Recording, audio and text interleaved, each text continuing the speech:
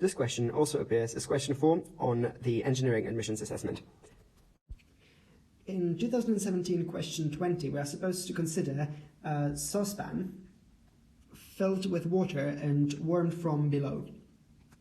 What happens is that the layers of water, which are very near the bottom, where the saucepan is obviously the hottest, the particles in this layer will absorb the warmth. They will bump into each other much faster and at a higher rate.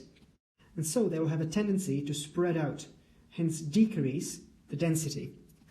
And as we now have water with smaller density below water with high density, that's the cold water, this one will have the tendency to go up. So the warm water, the heated water will go up, pushing the cold water back in.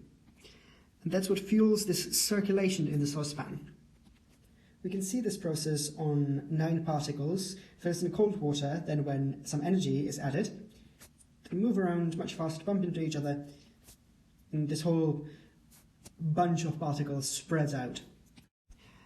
And now the actual question. So we are given 3 different statements, and we're supposed to say which ones are true and which ones aren't. So the first one, the mass of a fixed volume of water will increase as it is heated up.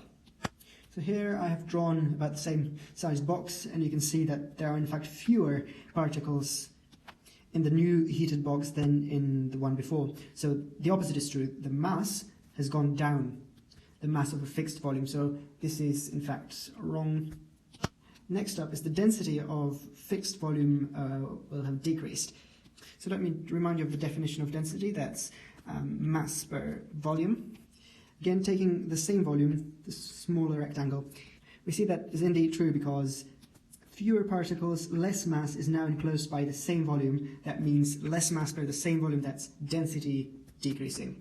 So we can give the second statement a tick. And how about the volume of a fixed mass? Well, this is a fixed mass, and this is the old volume and the new volume, and we see that indeed it went up. So another tick for C.